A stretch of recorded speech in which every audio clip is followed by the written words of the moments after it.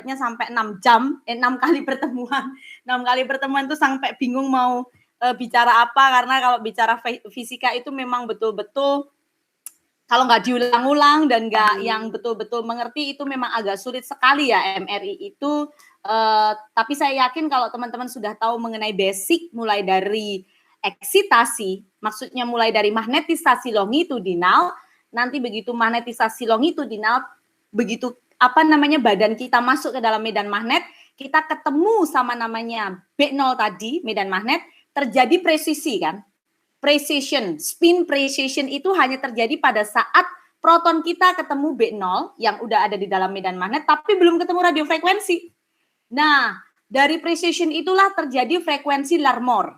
Frekuensi Larmornya teman-teman juga sudah tahu, ada yang punyanya si kelompoknya Fatin. Jadi nanti semua tugas Anda akan saya compile jadi satu, saya balikan kembali ke Anda.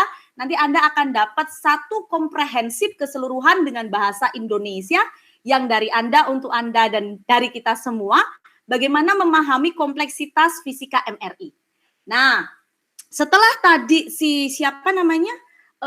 kita proton kita mikroproton atau mikromagnet bergerak di dalam B0 dengan precision akan terjadi frekuensi Larmor yang rumusnya sudah tahu kan ya, bahwa frekuensi Larmor sama dengan B0 artinya besar Teslanya berapa dikali giromagnetik.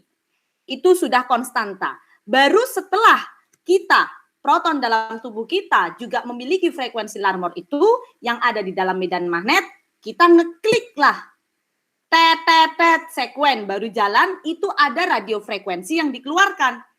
Radiofrekuensi lah itu yang kita namakan B1 yang membuat flip ke arah transversal dari magnetisasi longitudinal yang ke arah Z tadi menjadi transversal ke arah MXY. Itulah terjadinya eksitasi. Nah, berarti kajian dari eksitasi itu ada B0 dan B1-nya. Setelah terjadi eksitasi, disitulah kita mau suruh dia apa? Disinilah ada faktor pembentukan image MRI. Kalau kita suruh dia T2, ya sudah sampai di T2 saja. Kalau kita suruh T1, ya di T1 saja. Basic pulse sequence-nya kayak yang kemarin. Berarti itu fast spin echo atau spin echo. Lalu kalau Anda suruh nanti gradient echo, itu beda ceritanya. Seperti itu, kurang lebih ya. Jadi kira-kira MRI itu hanya seperti itu. Nanti yang kayak dikatakan Mbak Laila tadi, bagaimana kerja phase encoding-nya, frekuensi encoding, dan segala macam itu akan kita pelajari bareng. Oke, sekarang di layar teman-teman sudah bisa melihat layar saya ya, pulse sequences MRI. Di sini masih berbicara yang baru, yang kemarin, maksudnya yang minggu kemarin, tetapi akan saya lebih elaborate dan lebih saya simply, supaya teman-teman mengetahui pada saat melakukan MRI itu, saya itu sedang berteman atau saya ini sedang menghadapi siapa? Apakah saya menghadapi spin echo? Apakah saya menghadapi gradient echo? Karena basic pulse sequences itu ya hanya dua ini. Yang pertama adalah, Mas Ozi ini kok malah telat ini. Biasa dia memang suka telat begini nih kalau datang. Oke, yang pertama adalah spin echo dan yang kedua adalah gradient echo. Sekali lagi, spin echo ini ya, ini menggunakan eksitasi 90 derajat, lalu ada pulsa pembalik refocusing 180 derajat, baru nanti akan keluar echo. Tetapi pada gradient echo, dia tidak menggunakan refocusing 180, tetapi dia menggunakan yang namanya depace dan repace. Kalau dia cuma sampai depace, dia itu hanya nanti mengarah ke free induction decay, hanya ke pembobotan T2 star. Artinya pembobotannya seolah-olah seperti T2, tetapi belum sampai 180. Kalau dia mau dijadikan pembobotan T1 pada gradient echo, dia butuh yang namanya flip angle lebih tinggi. Harus masuk ke refocusing lagi, dikumpulkan lagi. Seperti itu. Makanya di gradient echo nggak cuma pembobotan T2 star, tapi coba lihat, kalau kita melakukan pemeriksaan abdominal, dynamic, menggunakan semisalnya 3 3D FSPGR T1, kalau bahasa vendor itu ada yang lava, ada yang fiber, gitu kan? Itu T1 gradient echo. Itu dia harus repaste dulu. Nah, itu bedanya. Jadi balik lagi sekarang ke fast spin echo. Fast spin echo itu ada di base on-nya dari spin echo. Yang kemarin kita sudah tahu. Bedanya spin echo itu hanya single 180 atau dual 180 atau refocusing 180. Kalau fast spin echo, kumpulannya banyak sekali echo-echo di sini. Ini yang dimodifikasi. Nanti pembentukan image-nya itu berbedanya di mana? Di K-space. Saya akan cerita mengenai K-space hari ini. Dan ada kalanya dia butuh dibalikkan dulu sebelum eksitasi di 90 derajat. Kenapa dia dibalikkan dulu? Kalau karet gelang itu harus ditarik dulu ke belakang. Supaya pada titik tertentu itu kita mau mensupres sesuatu. Yang mau disupres itu waternya atau yang mau disupres itu fatnya. Tinggal kita mau di mana gitu kan. Kalau kita mau waternya berarti kita butuh nilai time inversion. Ada IR ini berarti ada parameter time inversion yang lebih tinggi dibanding pada saat kita mau mensupres fat. Oke, sekarang balik lagi ke gradient echo ya. Gradient echo kita tahu, nggak nyampe ke 180 dia udah ngasih echo. Karena apa? Dia ada yang namanya D-phase teknik tadi, D-phase activity. Nah, si gradient echo ini lebih bervariasi daripada spin echo. Spin echo paling cuma fast spin echo, nanti ada single shot fast spin echo, terus ada inversion recovery. Nah, kalau gradient echo, dia ketemu spoil gradient echo, fast gradient echo, echo planar imaging, ini kumpulannya semua si gradient echo. Sekarang kita perlu tahu, kalau udah namanya D4 MRI itu perlu ngerti, bedain gradient echo tuh ya enggak, cuma gradient echo tuh di kepala untuk pendarahan doang, itu enggak begitu cara berpikirnya. Jadi konsep dari gradient echo itu, apakah ada pembobotan T1 dan pembobotan T2? Yes. Yes, that's correct.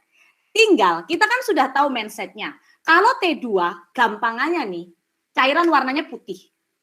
T1, cairan warnanya hitam. Itu gampangnya, kalau kita mau ingat. Tetapi pada T1 yang seperti kita biasa pakai T2 pada yang brain atau muskuloskeletal, itu bukan milik gradient echo. Kalau untuk melihat anatomi, itu based on spin echo atau fast spin echo. Kalau bicara gradient echo, itu berarti dia untuk akusisi yang cepat, ya, bukan anatomi. Akusisi yang cepat biasanya apa? Biasanya dynamic. Dynamic apa saja? Dynamic untuk melihat semisalnya perjalanan dari kontras, dari arteri sampai ke vena. Nah, seperti itu. Jadi akusisi yang cepat seperti itu. Yang kedua, semisalnya untuk melihat pendarahan. Pendarahan tidak melihat morfologi, tapi fungsionalnya, fisiologinya seperti apa.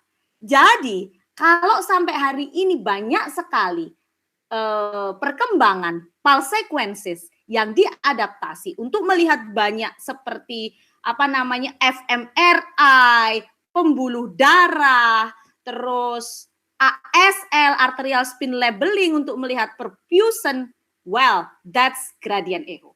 Ya, cara konsep berpikirnya seperti itu. Kalau mau lihat morfologi itu bagusnya di fast spin echo, tapi kalau mau melihat sesuatu yang lebih khusus, membutuhkan waktu yang cepat, terus bukan untuk melihat detail gambar, biasanya kita ke gradient echo. Karena gradient echo ini sebelum sampai ke refocusing 180, dia ada aktivitas D-phase, dan kalau itu D-phase-nya mau dikeluarkan jadi echo, itu dia yang membentuk pembobotan T2. Lalu, kalau dia mau butuh ke pembobotan T1, dia harus dibalikkan kembali ke yang namanya repaste. Nah, D-phase dan repaste nanti akan kita lihat masing-masing dari sini. Apakah yang di spoil gradient echo, apa di pass gradient echo, atau bagaimana yang mengenai echo planar imaging. Oke, ini anak turunannya.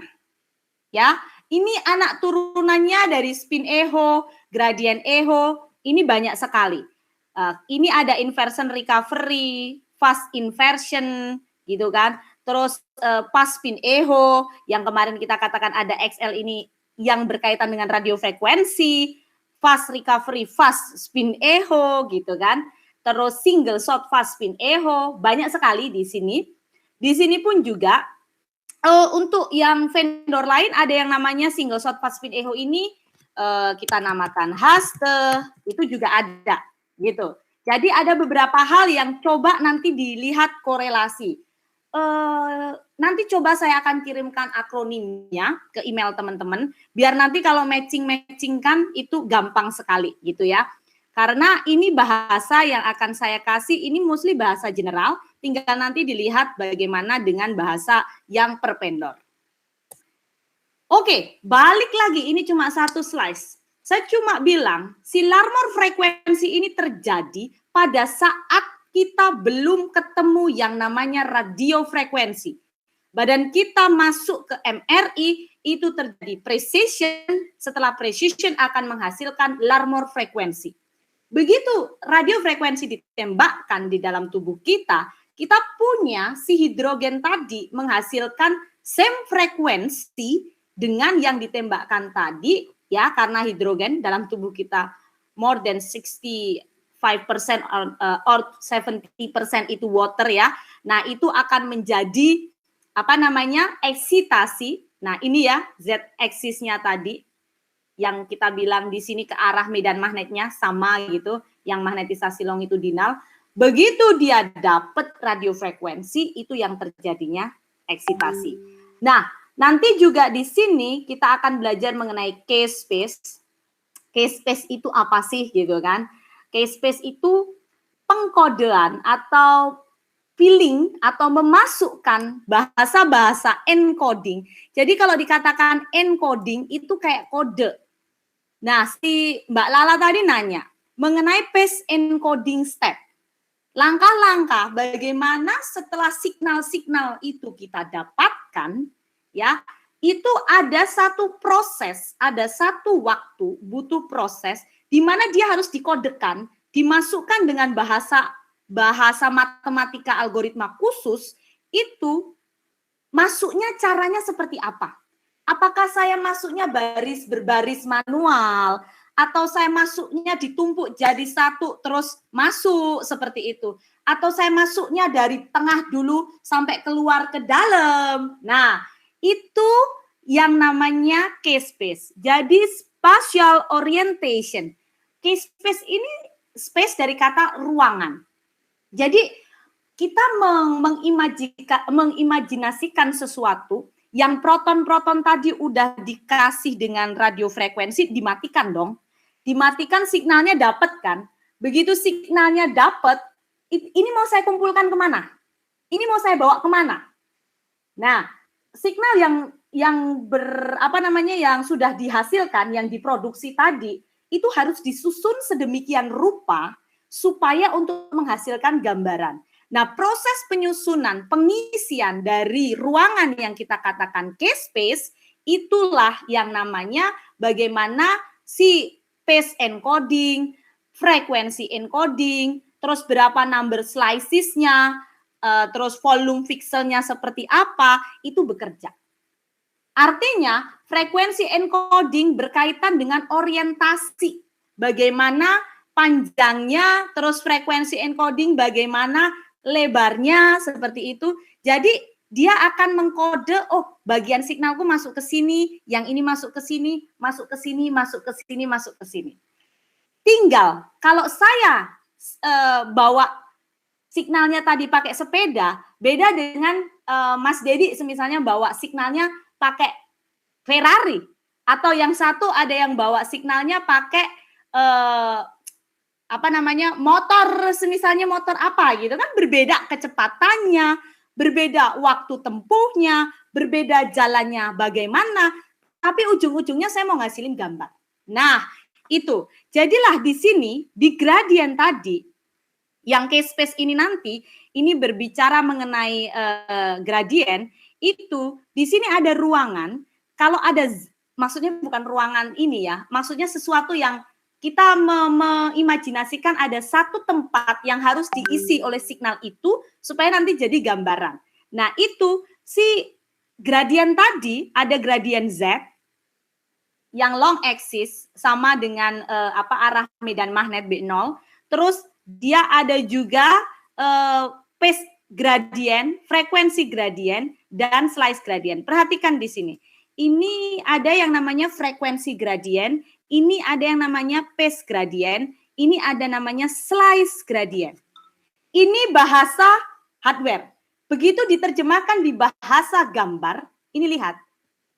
Frekuensi gradiennya ini akan bekerja sama untuk membentuk fase encoding step.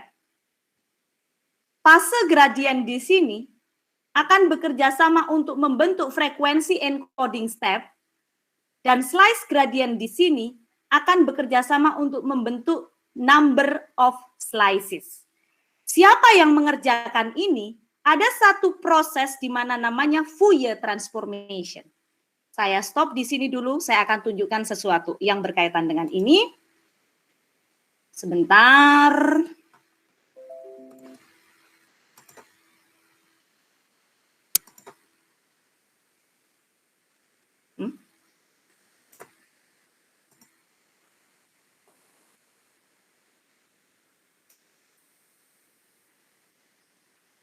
Kenapa saya nggak bisa sharing?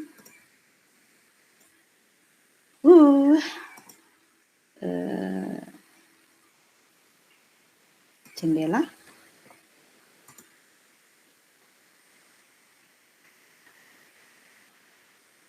Kenapa ini?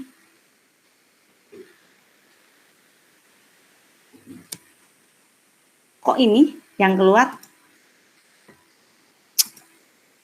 Bentar. Ini nih kalau nggak familiar Google Meet.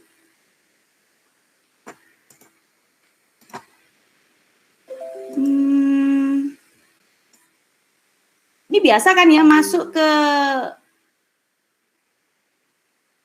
share jendela, tapi jendela oh ini yes, sorry my mistake. Oke. Balik lagi. Bisa ngelihat? Ya? Oke, good. Sekarang ini saya bikin khusus, nanti saya share ke teman-teman. Karena saya nggak ngerti jelasinnya gimana supaya harus ini tergantung tingkat imajinasi kita soalnya. Oke. Kan teman-teman tahu nih si pasien kita masuk ke dalam B0 kan, maksudnya ke medan magnet. Di situ kan medan magnet itu kan dalamnya juga ada medan gradien. Nah, gradien coil ini dia bertugas mengatur perbedaan kuat medan magnet secara linier sepanjang medan utama. Jadi kalau di ini, yang di sini nih, ini kan ada yang namanya dari sebelah sini sampai ke sini. Jadi misalnya 1,5 Teslanya itu ada di tengah atau 3 Teslanya ada di tengah, dia tuh nggak murni 1,5 atau 3 Tesla gitu. Kadang misalnya 1,50002 Tesla gitu atau segala macam. Artinya ada switching perbedaan. Sehingga sesuai dengan persamaan Larmor yang kita tadi sudah tahu, itu akan mengalami inti atom hidrogen itu akan mengalami precision dengan frekuensi yang nggak sama. Oke, nah gradien tadi itu bertanggung jawab punya 3 hal. 3 hal yang pertama itu yang namanya slice selection pada sumbu Z. Nah, tadi kalau ingat yang PPT saya sebelumnya, itu ada slice selection. Yang bawahnya tadi ada beberapa untuk number of slices. Dia bertanggung jawab untuk itu. Oke. Terus yang kedua, yang namanya frekuensi encoding, atau kita berbicara mengenai nanti yang pengkodean spasial signal sepanjang sumbu X. Kalau sudah frekuensi encoding berarti di sumbu X. Sedangkan dari kata pengkodean itu encoding, jadi itu sudah ada bahasa matematika algoritma dengan komputasi tertentu, signal-signal tadi yang ada di sumbu X bisa didapat, yang ada di sumbu Y bisa didapat, terus yang ada di slide selection-nya bisa didapat, semuanya akan dimasukkan ke K-Space, nanti diterjemahkan dalam image quality atau image MRI. Dan ini yang disebut dengan sumbu Y itu fase encoding. Nah, si slice encoding yang tadi di sepanjang untuk pengambilan jumlah slice number itu dia bertugas. Nih, slice 1, slice 2, slice 3. Jadi ada berapa slice yang mau kita potong gitu kan. Dia itu kan sepanjang sumbu Z. Nah, dia mengatur radiofrekuensi yang akan mengeksitasi slice sesuai yang kita kehendaki. Bagaimana kemiringan slice, bagaimana ketebalan slice. Makanya tebal thickness slice itu bergantung ujung-ujungnya nanti sama SNR yang kemarin awal itu kita bahas. Karena kalau kita nge-modifikasi si ketebalan slice, itu akan membuat efek yang lain, entah pada gradiennya, entah pada dengan parameter yang lain. Sehingga di situ akan ada jarak antar slice juga atau gap. Setelah itu, pada MRI kan ada 3 kumparan yang digunakan pada gradien. Ada gradien coil X, Y, dan Z. Nah, masing-masing ini ada korelasinya. Korelasinya per slice ini tinggal mau slice aksial yang ngerjain berarti si gradien Z. Mau slice X yang ngerjain itu sagittal berarti yang gradien X. Kalau pada potongan koronal Y, ini X, Y, Z ini tergantung arah, tergantung orientasi. Kan kalau lingkaran di dalam magnet itu kan ada X, Y, sama Z, seperti itu. Jadi umpamanya ini seperti ini, X-nya ke arah sini. Nah, Z-nya. Lalu letak slice itu ditentukan pada 0 point dari gradien Z. Artinya isosenternya tadi di mana. Itu besar kecilnya gradien juga berbeda. Makanya 1,5 dengan 3 Tesla akan berbeda. Sehingga ada yang kemarin nanya, kenapa bandwidth itu perlu? Lah iyalah, orang dia yang ngatur jangkauannya itu ngelihatnya mau seberapa, gradien yang mau dipersiapkan itu seberapa gitu kan. Itu slice thickness dapat dikurangi dengan 2 cara, dengan menaikkan nilai gradien dan menurunkan bandwidth. Yang bertanggung jawab di sini adalah gradien pada slice encoding. Oke, nah saya balikkan ke sini lagi. Sebentar.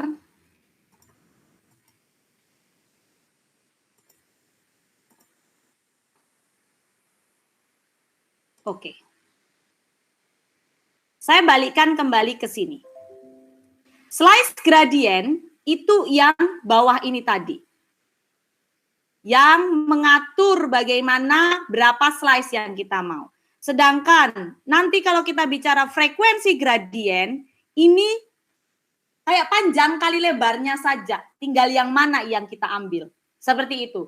Nanti dengan transformasi Fourier, itu akan membentuk gambaran. Si K-space-nya tadi akan dilakukan pengkodean secara arah atau orientation yang sudah diambil.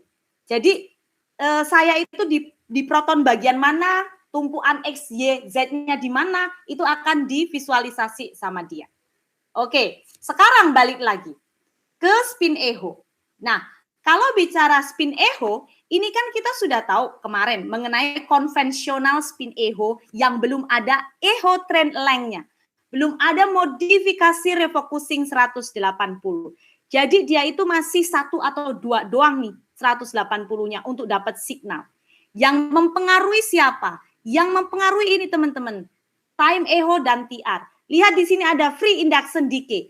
Free induction decay itu dekat dengan eksitasi 90 degree. Dia belum nyampe ke 180. Nah, free induction decay ini yang membentuk nanti residu dari signal untuk gradien echo. Makanya nanti si gradien echo tuh dapat signalnya ada di sini. Di di phase. Pas pre-induction decay ada namanya T2 star. Jadi itu yang gradien echo. Tapi ini kita lupakan dulu karena kita fokus ke spin echo di sini. Nah, spin echo kayak yang kita udah ceritakan tadi, ini kena RF. Setelah membuat frekuensi Larmor, masuk ke medan magnet itu berarti tubuh kita udah punya frekuensi Larmor by automatic karena sudah attach sama B0 sudah attach sama medan magnet yang besar tadi atau MRI kita. Baru begitu ada radiofrekuensi yang tadi membentuk frekuensi Larmor itu akan diflipkan dari dia magnetisasi longitudinal MZ dia jadi MXY di sini menjadi transverse. Berarti dia menjadi eksitasi. Di sinilah terjadi relaksasi transversal. Relaksasi transversal itu yang kita kenal dengan T2. Wow, fast spin echo lagi ya. Balik lagi spin echo, bukan gradient. Oke. Nah, begitu radiofrekuensinya dimatikan, otomatis si yang tadi si tisu yang baik dari water, saya fat, saya tumor, saya kistik, saya nggak jelas gitu, dibalikan lagi, dikembalikan semula. Tapi kan tadi udah diambil, sudah dilakukan pencacahan sendiri, setelah itu dimatikan RF-nya, signalnya terambil, nah disitulah yang terjadi tadi pengisian K-space. Oke, pada saat itu terjadilah kalau kita mau ke yang T1 spin echo, kita sudah tahu kemarin TRTI-nya juga sudah kita jelaskan. Kurang lebih seperti ini, tapi ini kalau mau sampai 20 saya masih it's okay. Kalau dikatakan di 3 Tesla ini bahkan sampai 1000, 3 Tesla ya, saya masih it's okay kalau ini T1. Tapi the best terbaik T1 itu ada di 400 sampai 700. Nah, ini TR terbaik. Sedangkan untuk TI terbaiknya dia, kalau base yang bagus untuk T1 itu biasanya antara 9 sampai 15. Oke, kalau bicara T1 ini ya. Nah, kalau T1 ini bahwa kita butuh yang namanya yang tadi kita lihat itu sesuatu yang warnanya dark. Jadi materialnya itu di sini tergantung tisunya kalau yang dia punya komponen short T1 dia kan bright. Short T1 ini siapa aja? Ya kayak si kayak si fat gitu. Sedangkan kalau dia punya long tissue dia akan berbentuk dark. Dari mana kita tahu pendek atau panjangnya? Dari waktu yang dipunya dia kalau merespon T1 relaxation. Ini si water akan merespon dia jadi T1 itu kalau di angka sekian. Antara 500 sampai 1000 nih teman-teman. Di sini ada mungkin ya sekitar 600 atau 700. Kalau di T1 yang fat, dia mungkin di antara 400. Nah ini dia sudah mulai melakukan T1 terbaik, respon terbaik. Makanya TR-nya di MRI itu nggak ada yang exactly same. Saya ngasih T1 harus 500, nggak ada. 500 belum tentu dong kalau si fat itu bagus di T1. 500 belum tentu dong kalau di waternya itu bagus. Bagaimana dia mengadjust. Makanya begitu ada di MRI itu ada nilai jangkauan. Nilai jangkauan antara 400 sampai 700, that's the true T1. Untuk semisalnya kita bicara yang kelihatan perbedaannya di brain atau muskuloskeletal, nanti bagaimana respon fatnya, berbeda dengan respon waternya, berbeda dengan respon tumornya, seperti itu. Makanya MRI the best tissue contrast visualization.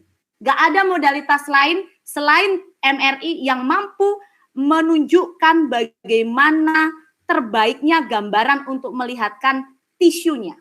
Dia bisa membedakan antara karakteristik, oh ini tumor tapi isinya lemak, atau ini tumor tapi jaringannya mati.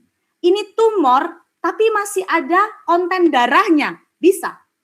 CT scan masih burem. Ini apa ya isinya?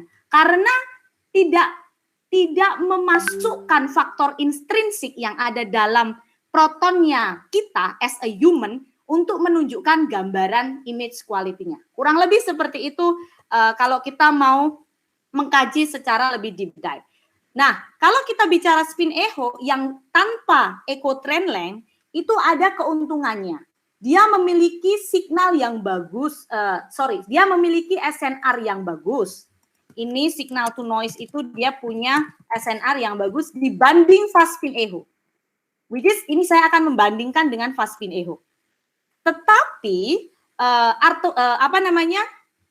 dia punya waktu yang jauh lebih lama, makanya sudah nggak dipakai lagi. Sekarang dengan SNR yang lebih baik, tetapi waktu yang lebih lama, saya akan milih SNR yang tidak akan berefek kepada image quality, tapi memberikan waktu yang lebih cepat. Punya siapa dia? Dia punya fast spin echo. Makanya dari sinilah si fast spin echo muncul. Adanya modifikasi dari refocusing 180 yang banyak tadi. Nah, dia terus T1, kadang-kadang ada radiolog, biasanya sih radiolog yang masih yang golongan apa ya, yang masih taunya mungkin masih spin echo gitu ya, belum ada tahu perkembangan fast spin echo.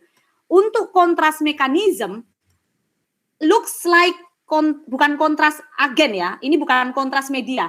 Untuk membedakan contoh, bagaimana melihat white matter dan gray matter, mungkin masih enak dia ngelihat di spin echo, ketimbang fast spin echo. Tetapi kalau itu compare-nya mungkin pada 1,5 Tesla yang zaman dulu. Tetapi kalau diceritakan dengan kita punya 1,5 Tesla dengan gradien yang jauh lebih bagus, apalagi 3 Tesla yang dengan gradien yang jauh lebih bagus, most looks like spin echo dan fast spin echo itu tidak ada kaitan yang sangat-sangat krusial untuk membedakan, memberikan informasi diagnostik. Sehingga sekarang orang butuh waktu yang jauh lebih cepat. Waktu yang jauh lebih cepat ya kita tinggalkan spin echo. Tapi secara teori idealnya digunakan dengan ukuran tertentu, SNR pada spin echo jauh lebih bagus dibanding fast spin echo. Itu kita yang perlu tahu. Jadi kalau masih di tempatnya teman-teman punya 1,5 Tesla yang mungkin masih zaman dulu, coba ditunjukkan bedanya spin echo dan fast spin echo pasti berbeda. Ada perbedaan yang jauh lebih terlihat. Dan si spin echo ini masalahnya dia akan memberikan specific absorption rate-nya itu jauh lebih tinggi. Karena dia butuh beberapa kali eksitasi 180, echo keluar lagi, eksitasi 180, echo keluar lagi, eksitasi 180 keluar lagi, echo keluar lagi. Nah, itu beberapa kali. Beda sama fast spin echo yang dirapel jadi satu di 180-nya dan dia waktunya jauh lebih cepat. Kurang lebih seperti itu. Nah, ini dia fast spin echo bedanya. Boleh nanya nggak? Iya, boleh silakan. Aku mau ini antara spin echo sama fast spin echo itu, gambaran di spin echo itu lebih bagus daripada fast spin echo. Hanya saja waktu pada spin echo itu lebih lama gitu ya, Mbak? Yap, kurang lebih seperti itu. Jauh lebih lama di spin echo. Tapi bagusnya, arti dalam kata bagus itu kita harus bicara, kalau udah orang MRI itu kita harus ngomong image quality bagus itu apanya yang bagus. SNR-nya yang bagus, CNR-nya yang bagus, seperti itu. Tetapi kalau bicara SNR, memang spin echo jauh lebih unggul. Hanya kalau waktu yang jauh lebih lama, ada motion, pergerakan, pasti nanti dia lebih ngeblur. Dengan catatan pasiennya betul-betul tidak bergerak. Tapi secara teori, betul yang katakan Lensi tadi, spin echo jauh lebih baik untuk image quality-nya kalau bicara in term of SNR. Ya, dan juga kontrasnya untuk membedakan itu jauh lebih bagus kalau bicara image quality. Tetapi yang MRI nggak ada makan siang yang gratis, waktu jauh lebih lama. Ini signifikan sekali soalnya waktu ini. Jadi dari 5 menit ke 2 menit, saya ya pilih yang 2 menit. Dan waktu saya kelar, image quality-nya nggak terlalu terganggu, gitu kan. Daripada saya pilih yang 5 menit, tetapi image quality bagus, tiba-tiba di pertengahannya gerak. Gitu. Looks like hampir tidak kelihatan perbedaannya. Tapi kalau diukur dengan alat ukur tertentu, atau kita benar-benar mengkaji secara deep dive, itu spin echo jauh lebih bagus. Cuma tidak menghilangkan informasi diagnostik sama sekali di fast spin echo. Itu saja. Sehingga nanti di lapangan, dokter nggak akan nanya, spin echo atau fast spin echo. Dia yang cuma nanya, T1-nya mana? Mau terserah kita buat pakai spin echo, mau kita buat pakai spin echo, fast spin echo, mereka nggak akan tahu. Itu saja poinnya. Oke. Nah, kenapa si fast spin echo itu lebih cepat? Karena dia, oke, siap Lensi. Karena dia punya yang namanya refocusing itu beberapa kali. Di antara refocusing ini, signalnya dikumpulkan. Karena dia dikumpulkan banyak, saya dapat gambarannya kan lebih banyak, lebih cepat waktunya. Jadi dimasukkan jauh lebih enak. Yang ini tadi, dia punya beberapa hal. Nah, echo space-nya ini yang namanya echo space. Semakin dia banyak ininya, echo trend length, blur-nya hati-hati terhadap blurring. Sehingga bagaimana menaikkan waktu lebih cepat, echo space lebih tinggi nggak masalah, tapi kita hati-hati dengan blurringnya, gitu saja.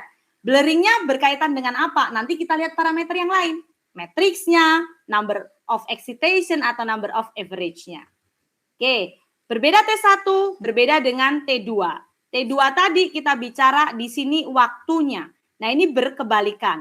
Kalau kita punya tisu yang T2 relaxation-nya jauh lebih pendek, dia jadi dark.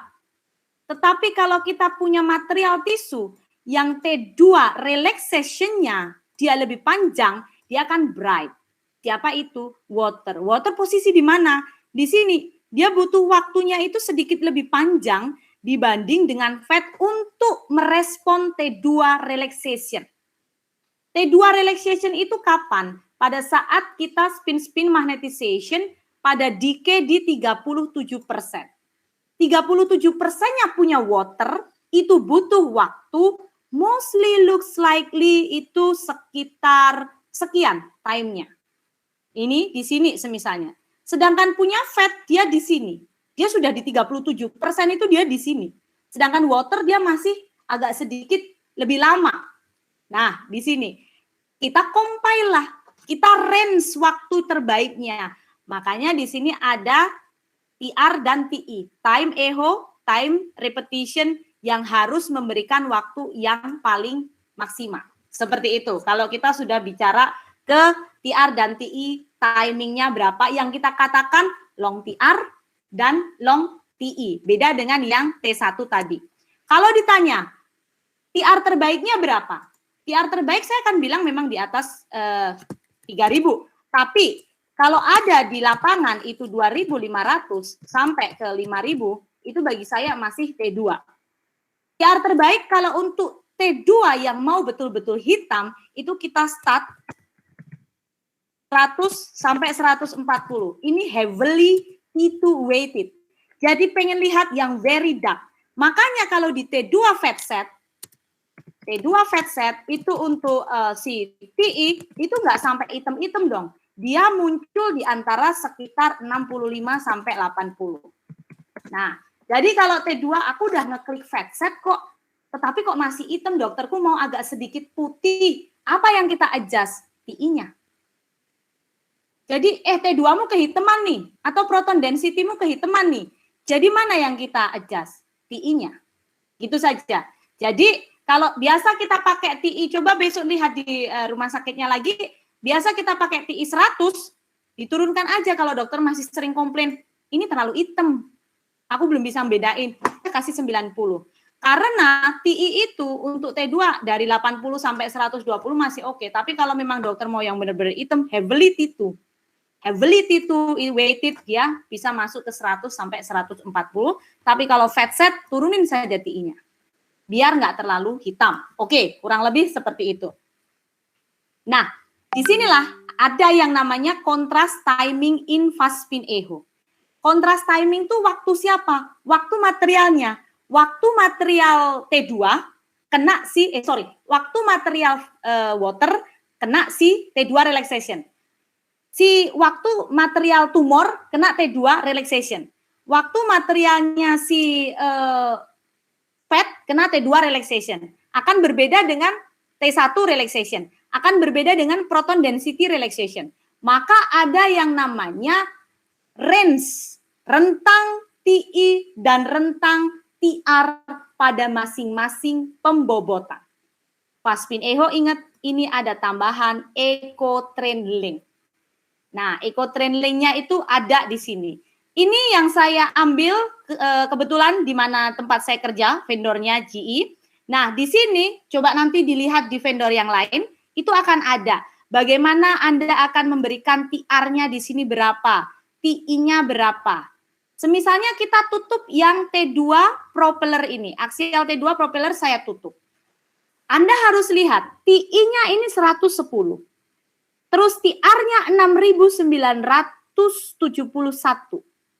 Kira-kira hitam nggak gambarannya?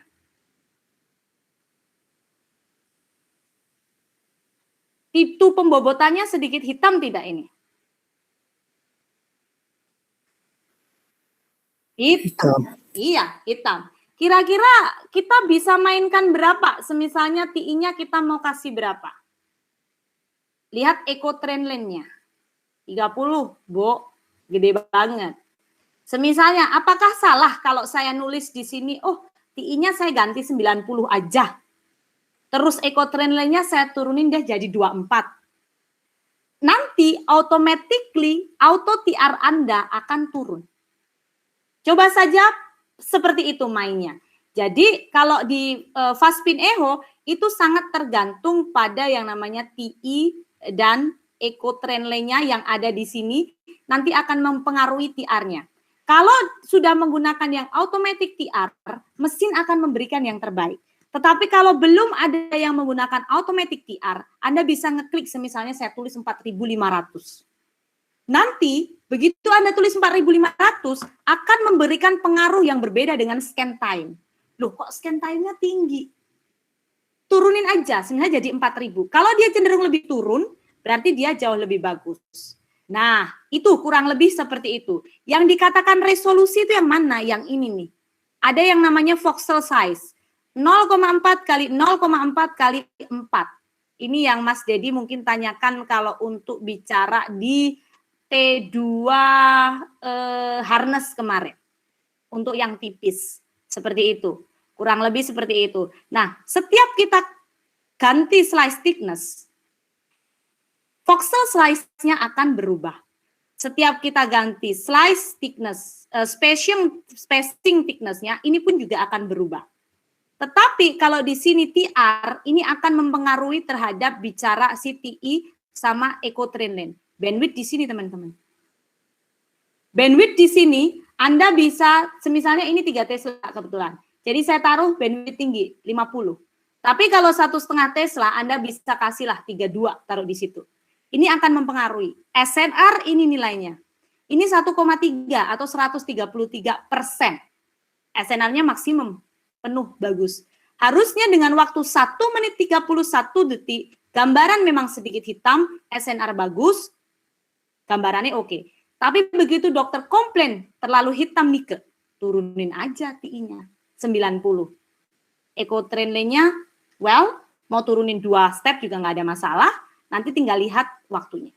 Oke, kurang lebih seperti itu mainnya kalau di fast spin echo. Itu tektok-tektoknya saja. Tapi ada beberapa memang MRI yang ininya nggak bisa kelihatan, belum bisa kelihatan di sini. Jadi di sini ada kata echo spacing gitu kan. Dulu Mas Dedi dari mulai ini nggak ada sampai ini ada, beliau bisa belajar dengan baik gitu ya. Artinya perkembangan MRI itu sampai sekarang memberikan informasi fisikanya itu sangat detail, bisa kita adjust. Kalau kita memang betul-betul mengetahui apa yang perlu kita lakukan adjustment. Oke, sekarang bicara T1 fast spin echo. Mbak Nike boleh? Oh, nggih, monggo Mas Dedi. Boleh. Nah, di sini Mbak Nike. Siap. Mbak Nike tadi kan untuk merubah TI, apa sih tadi itu untuk fast spin echo ya? Iya, betul. Kalau merubah TI, harus selalu merubah ETL enggak? Karena kan tadi ini, kalau saya kan contohnya TI-nya 110 ya? Ya. ETL-nya 30. Ya. Nah, terus tadi kalau diturunkan menjadi 90, itu harus selalu, atau misalkan biar saya tetap di 30, bisa nggak? Bisa. Efek gambarnya bagaimana? Kalau efek gambarnya kan echo trend line kita bicara ke blurring ya, dan ke waktu. Jadi kalau TI itu ke pembobotan looks like gambaran tisunya apakah hitam atau tidak. Ya. Nah, kalau Mas Dedi mau TI-nya dikurangi, berarti nanti gambarannya agak sedikit tidak terlalu hitam. Tetapi waktunya masih hampir sama, Mas. Cuma kalau Mas Dedi kurangin echo train line-nya, waktunya agak sedikit naik. Gitu aja sih. Jadi kita main di scan time juga. Kalau kita ngecek echo train line, gitu Mas. Terus kemarin saya coba kan, Mm-mm. saya coba di MRI lutut. Mm-mm. Itu di proton density-nya yang 3D, saya coba mainkan. Saya 3D nih, ceritanya 3D nih, oke. Ya, jadi saya turunin si TI-nya, ETL-nya juga saya turunin. Terus waktunya naik dong? Waktunya betul naik, waktunya naik. Terus si bandwidth-nya agak saya naikin karena kan untuk ngejar supaya turun tuh. Oke. Itu gradiennya yang disuruh kerja sama Mas Dedi. Terus? Iya. Nah, udah gitu tuh kalau saya perhatikan, ya gambarnya ada sedikit yang Mbak Nike bilang blur. Nah, iya betul. Terus kebetulan memang dokter sih belum komentar, jadi saya belum tahu. Tapi memang jadi blur ya kalau seperti itu. Betul Mas. Satu lagi Mas Dedi, approach 2D dan 3D sedikit berbeda. Kalau Mas Dedi tadi bilang 3D pada proton density, itu kita ndak bisa letter luck nyamain TI-nya kayak semisalnya proton density-nya harus dengan TI sekitar 65 intermediate gitu ndak bisa. Jadi tergantung bawaannya awal dari masing-masing vendor itu kan ada Mas. Itu kalau 3D. Cuma memang betul kalau bandwidth rentangnya dinaikkan ya Mas. Masih ingat nggak masih berapa ngasihnya? 3T1 1,5 ini. 3D kan? Di 3. Ya, berapa? Lupa aku. Karena lupa yang aslinya. Karena kan yang aslinya tuh berapa ya, saya lupa yang aslinya tuh. Yang standar yang rutin kita gunakan ya. Ya. Karena kan kemarin pas Mbak Nike cerita, saya coba kalau di 2D-nya menurut saya cukup bagus. Lebih resolusinya bagus. Baik. Nah, itu yang saya coba masuk 3D. Beda Mas. Saya coba di 3D ya. Kalau menurut saya sih sedikit blurring. Ya, nah itu. Cuma memang lupa saya bandwidth-nya Mbak Nika. Bandwidth-nya kalau 3D jangan tinggi-tinggi Mas. Karena kalau 3D bandwidth tinggi, kita nyuruh si gradiennya tuh kerja. Switching-nya tuh lebih lebar. Pada saat switching, kan dia kan up and down begini, lebih lebar, dia ngasih blurring, padahal pasien nggak gerak. Iya. Di echo space-nya itu nggak pas gitu. Kan di sini nanti Mas melihat echo space-nya di sini akan berbeda Mas. Oh, nggak perhatiin ya. Iya, coba Mas perhatikan. Semakin echo spacing-nya di bawah 10, itu semakin bagus. Tapi kalau Mas dapat echo spacing-nya di atas nilai 10, 11, 14, pasti akan ada blurring. Gitu. Karena biasa, balik lagi, fast spin echo. TI kali 2 tambah 10 ekuivalen TI maksimum. Nah, dia itu TI maksimumnya itu nanti ada kaitan dengan TI minimum si echo spacing-nya ini. Itu Mas Dedi. Oke. Ya. Thank you. Thank you sharing-nya. Ya, siap. Siapa ini? Lensi, Mbak. Oke, ya gimana Lensi? Boleh tolong jelasin lagi Mbak yang pengaruh ITL-nya itu buat apa? Kalau TI kan untuk pembobotan gambaran tisu ya, kalau misalnya untuk ITL tadi buat apa Mbak? Oke. ITL yang ini ya sayang ya. Nah, ITL kan tadi kalau di spin echo kan nggak ada ITL. ITL itu ini loh, kita punya refocusing 180-nya ini banyak. 1, 2, 3, 4, 5, 6, 7, 8. Kira-kira kalau 8 ITL-nya punya siapa? Proton density.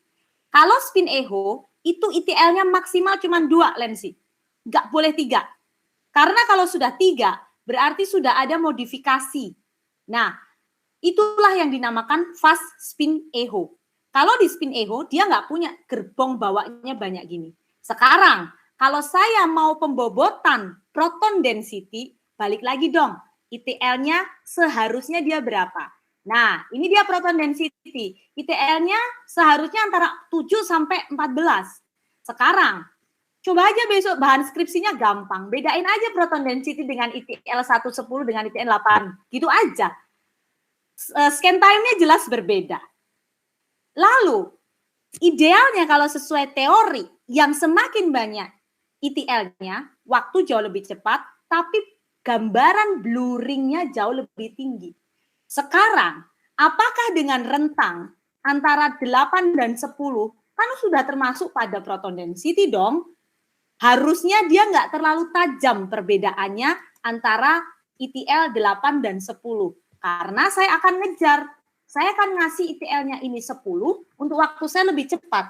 Tetapi beda kalau ITL-nya ini satu dikasih 10, tapi satunya kamu kasih 16 di proton density. Kontrasnya masih sama, saya jamin masih sama, hampir kayak proton density. Tetapi blurring-nya meningkat. Blurring pada gambarannya meningkat. Kemarin masih ingat, coba dibuka yang PPT saya yang terakhir mengenai ITL. Di situ saya tulis kondisi kalau ITL-nya naik, maka akan terjadi salah satunya blurring-nya naik, tapi fast scanning-nya, fast akusisinya akan turun. Kira-kira begitu, Lensi. Ini dia, ITL-nya tadi. Nah, kalau ITL-nya untuk T1, ya kalau di 1,5 Tesla ya maksimal cuma 4 deh. Udah maksimal itu. Karena sesuai dengan ketentuannya ini. Oh, dia ngasih 5 ya. Ngasih 5 boleh lah, 5 sampai 6 saya berani di 3 Tesla. Tapi kalau T1, kalau 1,5 Tesla saya pakainya maksimal 4 untuk ITL-nya. Gitu. Nah, kalau T2 baru di atas, oke, 1,5 Tesla itu harusnya di atas 16. Kalau di 3 Tesla 18 nggak ada masalah. Oke, kurang lebih seperti itu, Lensi. Ya, di sini ada nilai sama-sama, ada nilai kata ITL. ITL cuman make sure-nya cuma di scan time dan blur. Tapi tetap kalau di range-nya ini bagus, nggak ada masalah. Itu saja harusnya. Oke. Ini saya cuma mau nunjukkan saja kalau ini fast spin echo. Fast spin echo ini TR-nya sekian. Kalau udah di atas 700 ini punya 3 Tesla ya, terus terang ya. Ini kalau terbaik semisalnya itu 400 sampai 700. Yang paling bagus untuk true T1. Nah, kurang lebih seperti itu. Ini ITL 2 atau 4 ini pada 1,5 Tesla, tetapi kalau pada 3 Tesla itu antara, saya selalu banyak sih, sampai 6, 3 Tesla nggak ada masalah. Oke ya, kurang lebih seperti itu. Kenapa dikatakan minimum full? Di semua vendor akan dikatakan minimum full, karena diminta MR Technologies itu udah tahu kalau TI-nya itu untuk T1 antara 1 sampai 20. Berarti ini yang short TI. Itu teman-teman, ya. Ini yang harus teman-teman perlu tahu. Nah, ini saya tunjukkan di sini bedanya, ini 2D. Kalau bicara 3D ceritanya beda lagi, yang diminta Mas Dedi lagi. Oke, ya. Seperti itu. Sama proton density seperti ini. Ini nilai terbaik, 10. Kalau mau nilai terbaik untuk ITL-nya. TI-nya, kalau dokter minta intermediate TI, itu kita masuk, ini biasanya di muskuloskeletal. Ini kita masuk di antara nilai 50 sampai 70, teman-teman. Nah, ini nanti akan bagus. Kenapa dia minta intermediate TI? Karena di muskuloskeletal itu beragam macam heterogen dari yang namanya tisu kontras. Jadi perlu betul-betul harus diberikan nilai yang terbaik gitu ya. Oke, ini proton density inversion recovery. Saya bilang tadi, Anda mau pilih yang disuppress fat atau yang disuppress water. Kita kayak bikin karet gelang, tarik dulu ke dalam. Kita ngasih refocusing dulu 180. Makanya yang namanya steer, spear, flare, pokoknya belakangnya ada IR, waktunya jauh lebih lama. Mengapa? Karena kita bawa pulsa 180 dulu, kita tarik ke belakang. one day, tinggal maunya apa. Kalau Mas atau Mbak maunya water yang disupres, waktu dari sini ke sini itu lama. Ini kok nggak kelihatan sih warnanya. Nah, TI nih. Ini namanya time inversion itu di sini. Time di mana pulsa pembalikan 180 diberikan sebelum eksitasi. Kan pertama biasanya kita ngasih pulsa eksitasi kan 90 degree.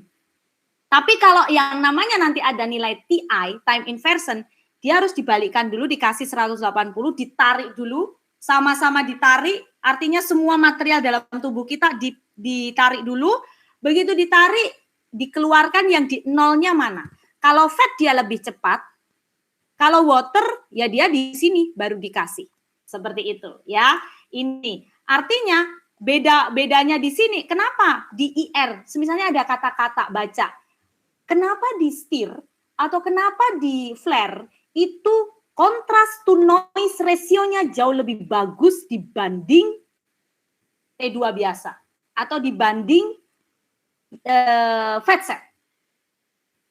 Atau ya dibanding T2 biasa gitu ya. Karena apa? Mereka mampu membedakan antara patologis dan healthy area. Tetapi SNR-nya lebih turun dibanding T2. T2 biasa atau T1 biasa itu jauh lebih bagus yang tanpa inversion recovery untuk SNR. Tapi CNR, contrast noise to ratio-nya jauh lebih bagus yang diberi saturate time inversion. Oke, nah ini dia ya, full saturation pada mau yang mana. Kurang lebih seperti itu. Makanya kalau fat set saya gagal, saya pakai stir aja. Atau saya pakai flare aja. Kalau fat set saya gagal, jelas saya di fat ini saya mau suppress fatnya ya saya pakai stir dong.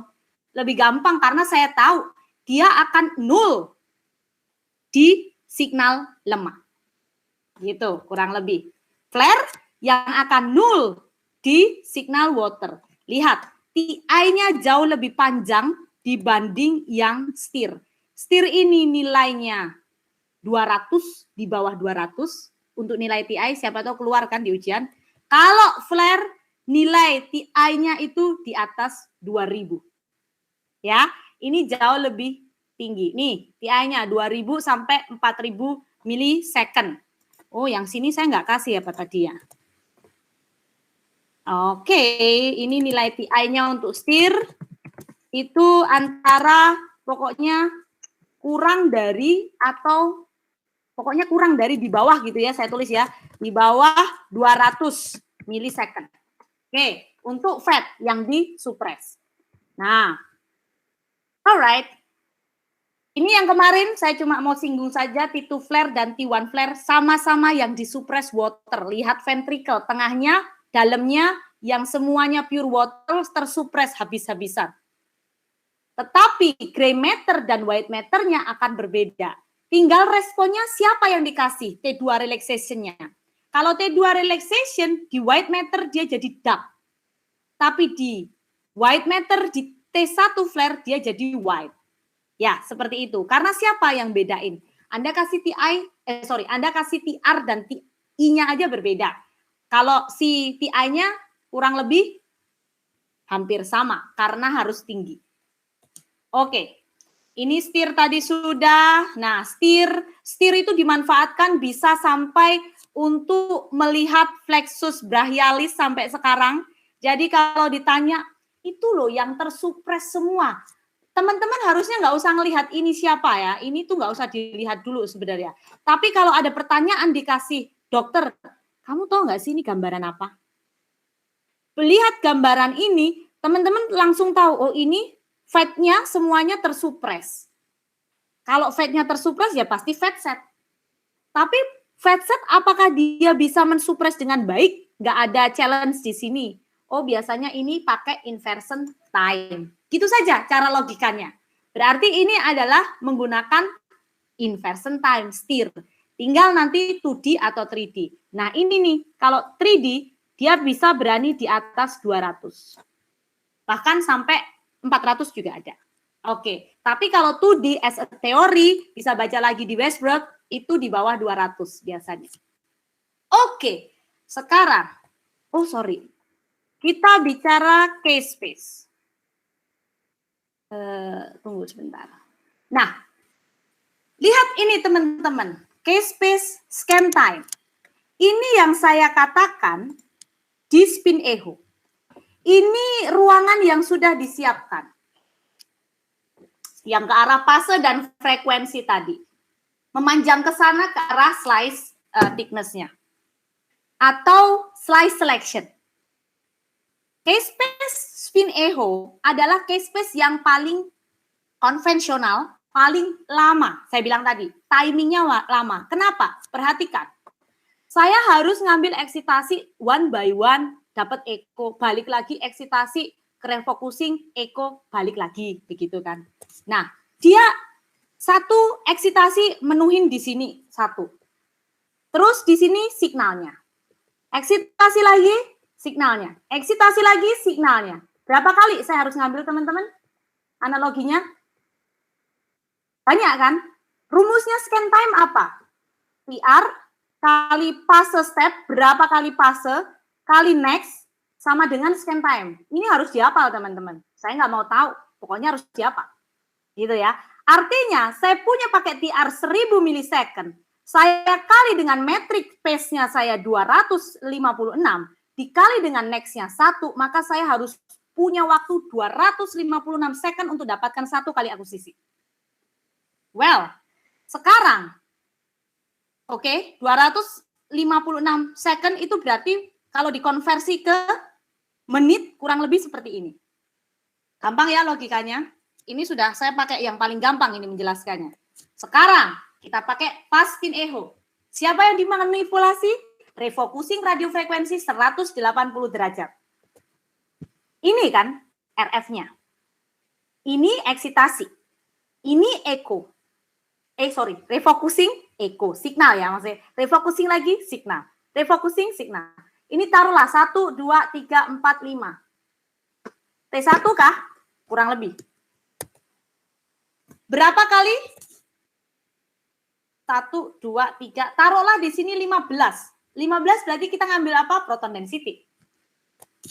Echo trend length-nya 15. Berarti TR di sini time repetition kali pace-nya step ya, berapa kali masuknya atau matriksnya, fase dibagi ETL-nya.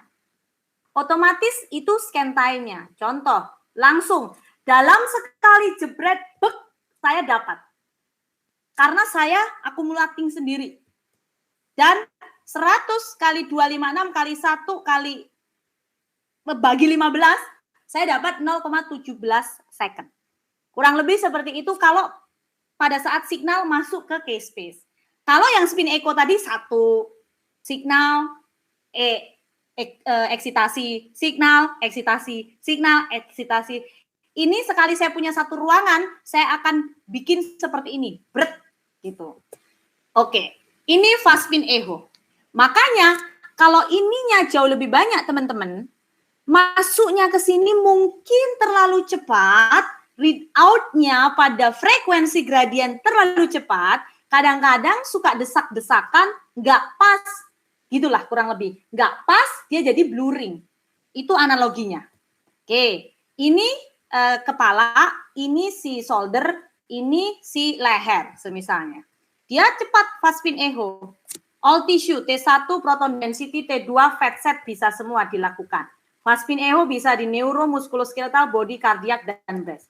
Saya pikir-pikir daripada saya masuk satu-satu kayak begini, yang di spin echo satu-satu begini, ya saya pilih waktu saya jauh lebih cepat di fast spin echo. Gambar saya tidak ada banyak acceptable, artinya tidak ada banyak informasi diagnostik yang hilang kan?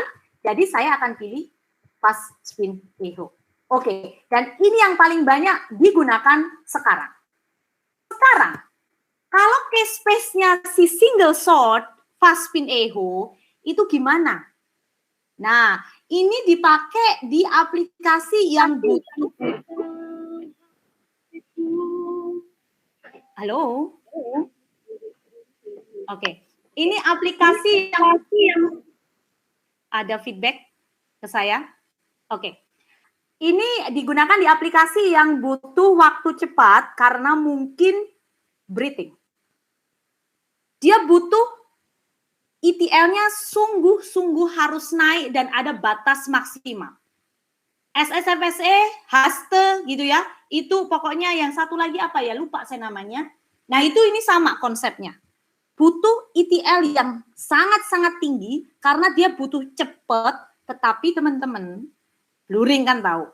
Contoh, ini 90, eko, dan dia eko trend line-nya minimal batasnya di 128 ETL.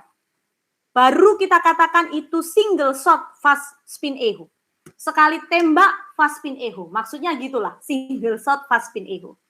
Dan di sini saya punya 256 echo trend line. Jadi perhatikan, sekali zet masuk semua. Oke, itu namanya single shot pas seperti itu. Dimanfaatkan kan? Ini di MRI ya dong dimanfaatkan. Tapi di aplikasi yang mana kita perlu tahu. Dia ini hanya 1 second, bayangin. Dia dimanfaatkan kayak di sini nih.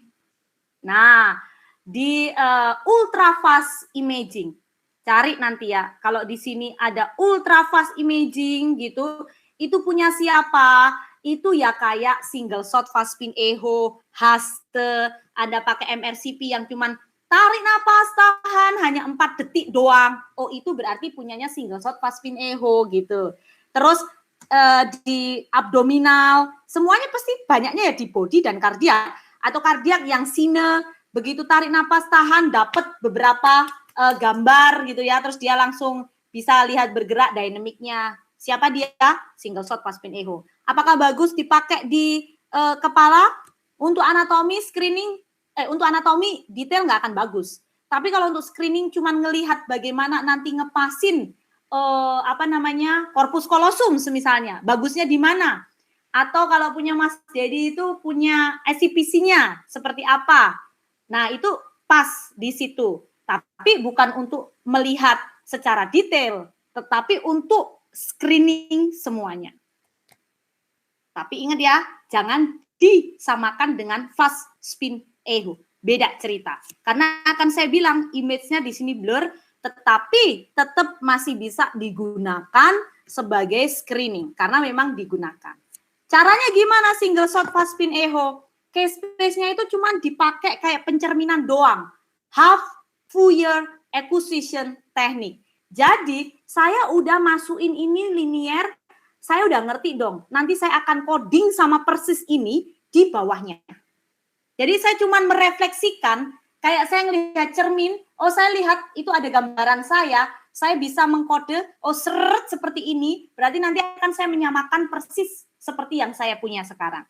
Nah itu mengapa dia sangat cepat.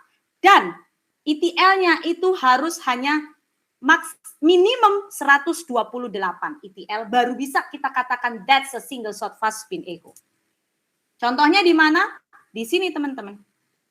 Anda bikin mielografi, non-kontras MR angiografi, dan semuanya. Ini untuk anak-anak yang non-breath hold abdominal, bilang aja, dok, pergerakan atau vital, MRI, pakai siapa? SSFSE. Pakai FSE, kabur lah. Lah case space-nya banyak waktunya, sedangkan kita mau ngambil sekali tembak jebret, gitu kan.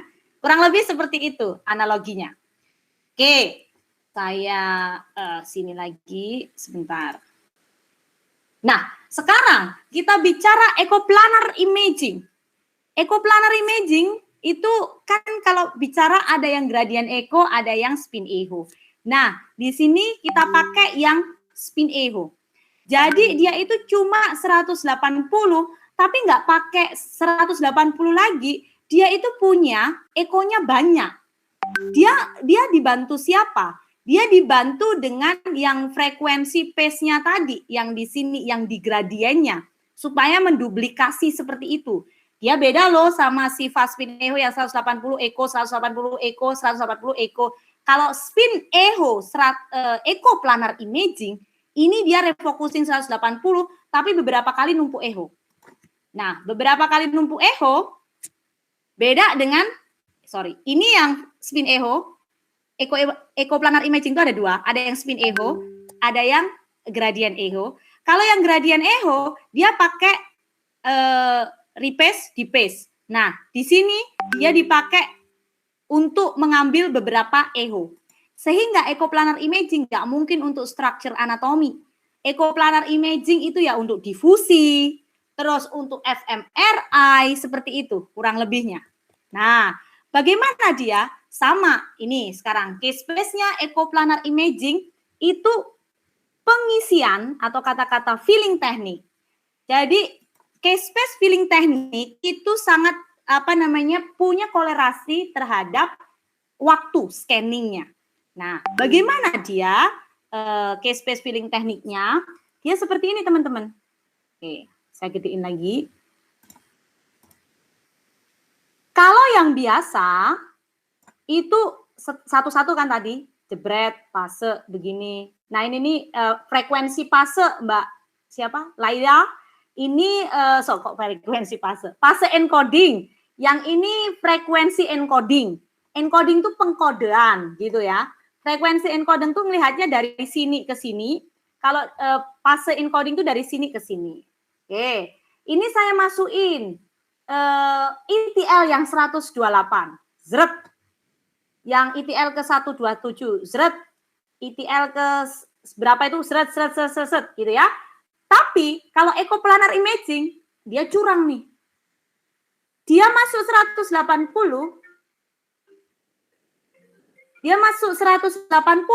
terus dia turun ke bawah, sebentar.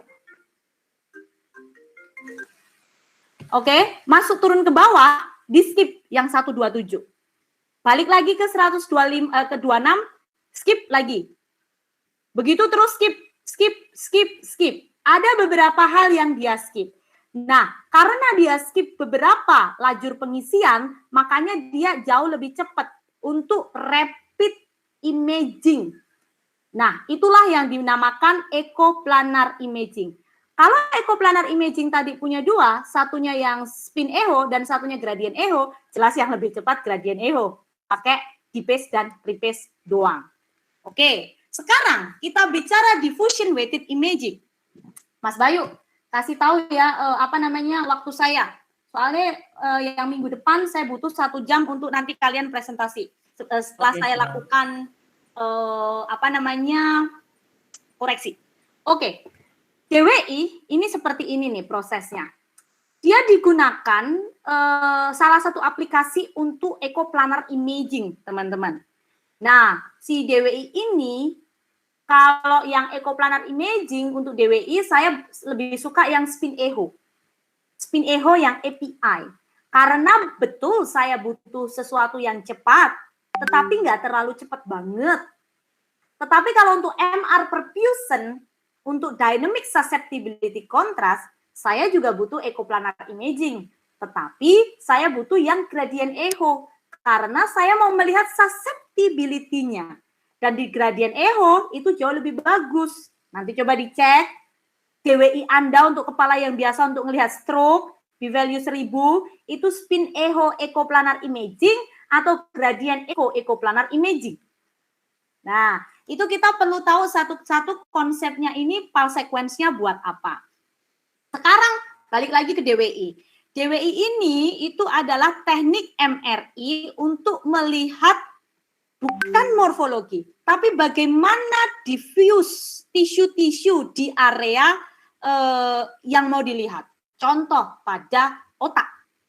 Kalau dia normal, water molecularnya ini dia suka-suka bergerak. Dia tidak terbatas, dia tidak obstacle, dia oke-oke saja, saya mau gerak bebas, suka-suka saya gerak bebas bagaimana saya mendiffuse dengan area sekitar.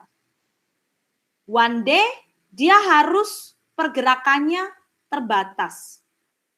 Karena dia harus terbatas oleh adanya obstacle atau dari sel itu. Selnya ini membatasi dia. Yang warna merah ini dia terperangkap. Otomatis dia nggak bisa pergi lagi. Dia terbatas di sini. Nah ini yang dikatakan water molecule-nya itu kontak. ngediffuse sama sel yang rusak. Jadi dia nggak bisa kemana-mana, dia udah terikat janji. Saat dia udah terikat janji, disitulah terjadi restricted diffusion. Karena harusnya saya bisa lari kemana, si water molekulnya itu kena sama si sel-selnya tadi juga nggak ada masalah, kita temenan aja kemana-mana. One day selnya rusak dan harus mendiffuse water molekul yang di sekitarnya. Nah, ini pakai apa cara ngelihatnya? T2 nggak bisa, T1 nggak bisa, gradien echo nggak bisa. Dia harus ada pencitraan cepat dengan cara melihat untuk akses diffuse-nya itu dengan echoplanar imaging, tapi dengan distortion yang bagus, saya pilih spin echo. Oke, karena dia melihat isotropic diffusion-nya. Ini ngelihat dari gradien X, gradien Y, gradien Z, sedangkan ini dari T2 yang B0 atau B50.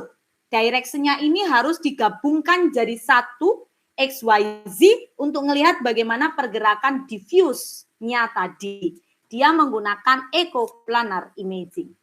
Oke, sedangkan dari situ dia akan membentuk juga yang namanya apparent diffusion coefficient.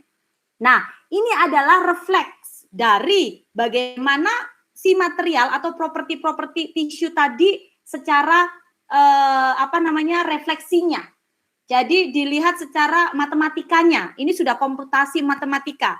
Dia menggunakan yang namanya diffusion gradient intensity-nya tadi itu seperti apa? Ini kompleks sekali untuk rumusnya. Jadi saya taruh di sini saja supaya teman-teman bisa mengetahui kalau radiolog butuh. Kemarin saya nggak cuma lihat DWI-nya, tapi aku mau konfirmasi dong dengan ADC-nya bagaimana. Dikasihlah ADC-nya. Nah, kalau nanti ada restricted diffusion dengan signal high intensity, hyper intense pada DWI yang B-value 1000, sedangkan di ADC-nya dia hypo, berarti itu betul-betul rusak dan itu terjadi infak. Berarti diffuse-nya itu memang betul-betul rusak. Oke, contohnya seperti ini teman-teman. Ini B0 yang hampir kontak kayak T2 karena masih ada efek dari cairan-cairan sekitar. Jadi nggak kelihatan ini putihnya karena cairan atau lesi gitu kan. Nah, begitu di B-value 1000 yang cairannya tadi hilang. Karena kita hanya melihat dari pergerakan water molekularnya doang intact dengan jaringan yang di sekitarnya. Setelah itu di ADC-nya ternyata yang ini restricted diffusion dengan hyper intensity di sini hypo intensity. Berarti ini menunjukkan bahwa betul ada korelasi bahwa ini memang ada influx. Nah ya, jadi betul-betul kita melihat nanti ini kalau dalam aplikasi di lapangan, edisi ini berguna untuk siapa? Untuk melihat, mengkonfirmasi pada DWI. Karena si DWI ini adalah dari MR signalnya tadi, diffuse-nya itu seperti apa dengan sensitivity gradiennya, sehingga pada kasus stroke kalau ada kerusakan pada jaringan itu akan terlihat bright dan edisinya itu akan ada opposite-nya sehingga dia dark. Oke. Radika, Yes? maaf, 8 menit lagi ya. Alright. Nah, sekarang selain pada DWI, echoplanar imaging ini digunakan juga untuk melihat sesuatu yang susceptibility yang lain. Contohnya pada si gradient echo. Gradient echo-nya ini kalau mau melihat dengan si perfusion, saya butuh echoplanar imaging yang gradient echo. Karena di sini ada yang namanya hemorrhage. Ada namanya susceptibility dikarenakan iron yang rusak tadi. Sebenarnya ini artefak. Tetapi begitu ketemu sama echoplanar imaging itu malah artefaknya memberikan informasi bahwa di situ ada kerusakan komponen iron atau Fe itu yang banyak pada darah kelihatan. Oke, begitupun pada fMRI untuk melihat menunjukkan bagaimana deoksihemoglobin pada area-area yang ada aktif enggak di area situ. Karena ada peningkatan, harusnya kan oksihemoglobin. Tiba-tiba dia harus meningkat dan terjadi deoksihemoglobin, itu ada mekanismenya. Ini nanti kalau teman-teman dapat pelajaran mengenai MRI aplikasi harusnya di deep dive sampai ke sini. Kalau enggak ditanyakan aja, kenapa fMRI itu harus menggunakan echoplanar imaging? Seperti itu. Melihat function, bukan melihat morfologi, itu beda lagi ceritanya. Atau kita butuh sesuatu yang rapid time, waktu yang cepat pemeriksaannya, ya pakai echoplanar imaging pula. Seperti itu.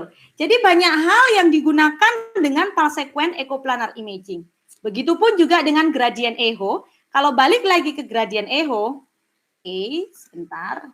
Nah, balik lagi ke gradient echo, kita nggak akan bicara lagi mengenai 180 refocusing, tetapi dia pakai D-phase. Nah, sebenarnya kalau mau ditanya 180-nya itu di mana? Di sini loh. Di sini. Jadi dia adanya di sini. Nah, pada saat D-phase ini dia ada free induction decay. Ini artinya gradient echo T2 star. Di sini muncul signal. Begitu signalnya ada, itu T2 star. Tapi kalau dia harus rephase lagi, terus ada signal, disitulah ada T1. Kayak T1 fast recovery, fast spoil gradient echo. Jadi kalau yang ada spoil gradient echo, itu dia pembobotannya T1. Tapi kalau T2 star, ada starnya ya, bukan T2 doang. Nah, itu ada di yang namanya D-phase. Oke, gradient echo ini water and fat and water itu in phase menyatu gitu ya.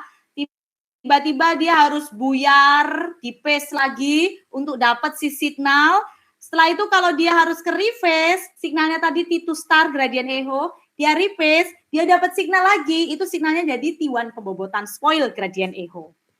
Ya, kurang lebih seperti itu. Nah, ini dia terjadi decay pada D-phase gradient ini, decay. Nah, ini free induction decay-nya. Nah, dia decay lah, disinilah dia diambil yang namanya signalnya. Tetapi kalau dia harus balik lagi, dia harus ambil signal lagi. Juga ini ada echo. Tapi di sini echo pembobotan T1. Oke. Ini grafik. Besok pokoknya kalau yang namanya MRI fisika, grafik yang namanya radiofrekuensi, slice selection, phase encoding, readout itu frekuensi encoding, karena ini pencatatan. Pencatatan tergantung bandwidth. Bandwidth semakin lebar, pencatatannya semakin cepat.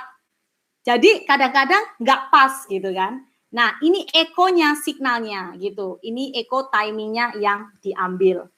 Jadi teman-teman, yang dinamakan basic pulse sequences dari spin echo dan gradient echo itu betul-betul sangat berbeda pada kecepatan dan susceptibility-nya. Perhatikan, kalau ini yang sebelah kiri kita, ini spin echo atau gradient echo? Kiri kita. Ini nih. Yang spin echo. Spin echo dong. Lihat si white matter-nya cantik kan? Kelihatan sekali lah. Ini ada susceptibility yang di sini. Ini kita nggak bisa ngelihat apaan nih, lihat detail gambarnya. Ini gradient echo. Ini spin echo.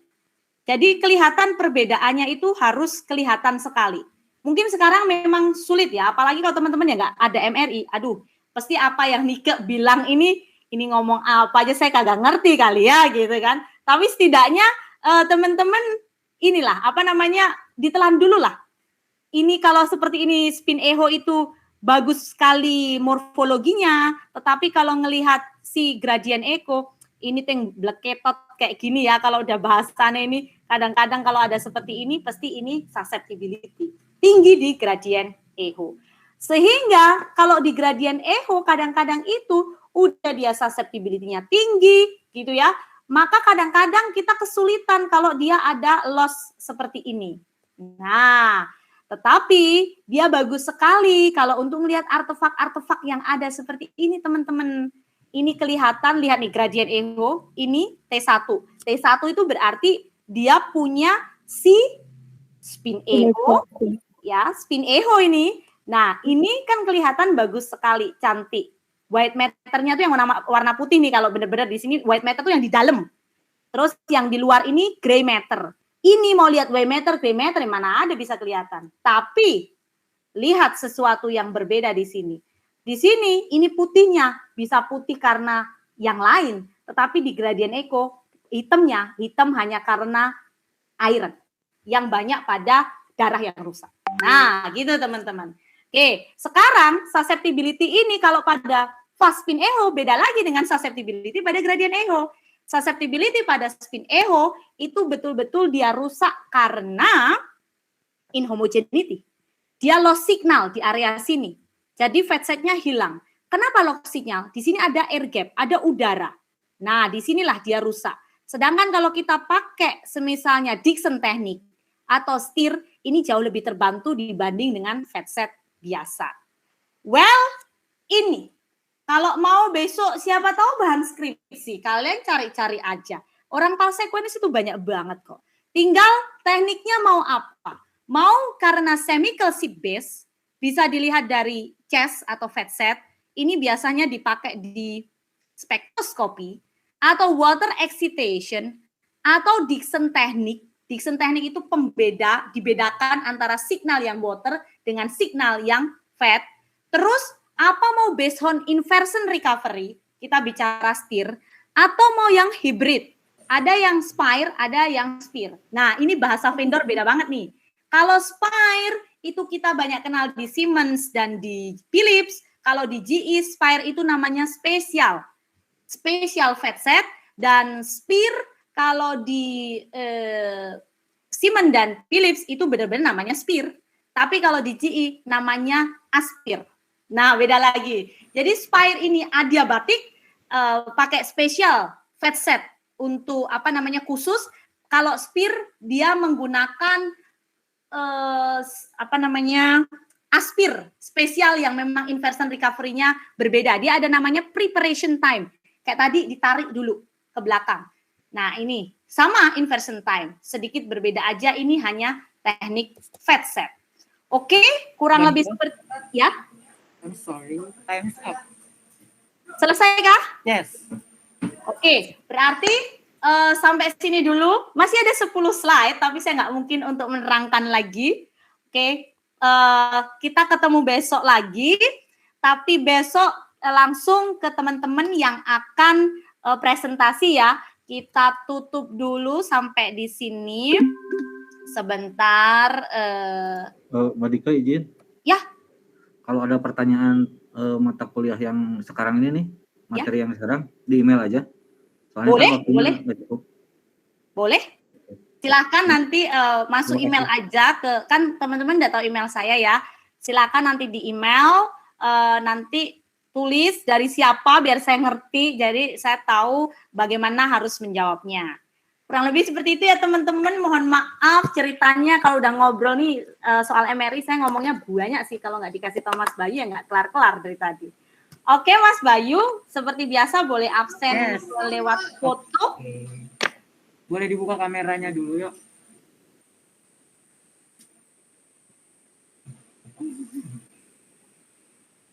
Oke.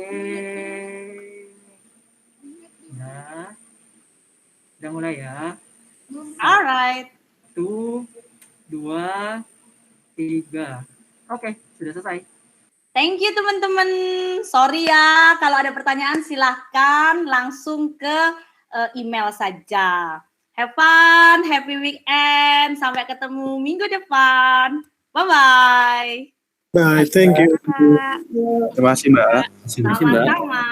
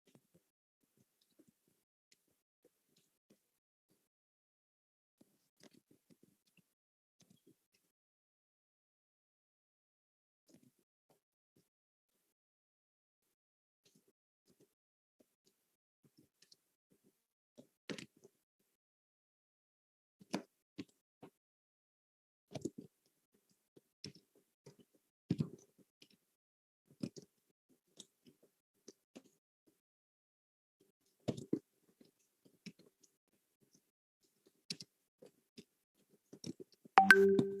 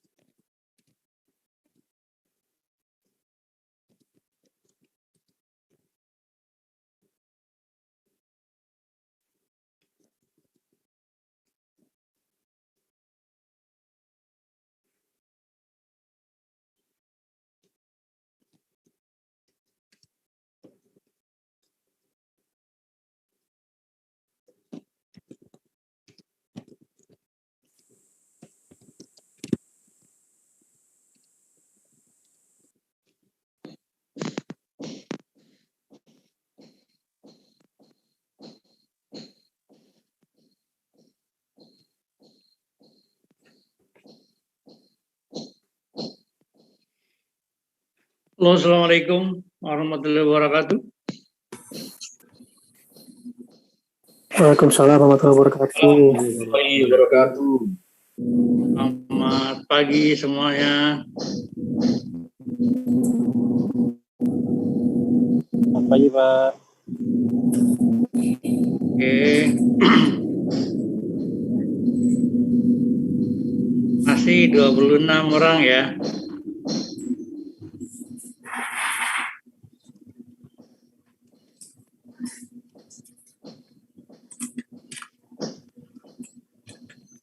Ya, hari ini pertemuan ke-6, terakhir ya, untuk anatomi imaging ya. Dian?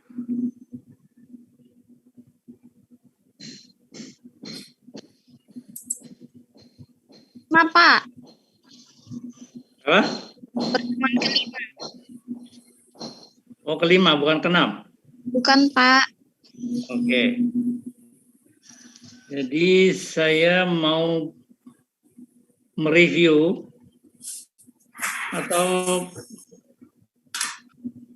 ada yang mau presentasi enggak?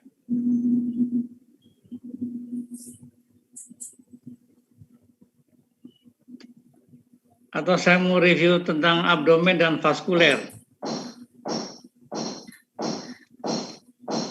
Pertemuan terakhir kan ada yang presentasi ya, tentang muskuloskeletal ya.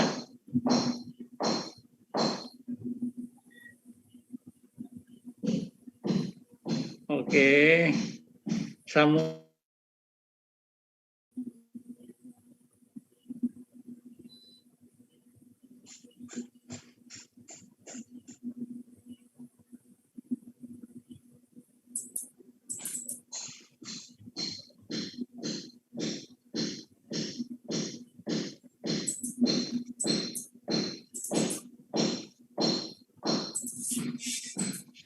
Ya, saya mau share screen ya.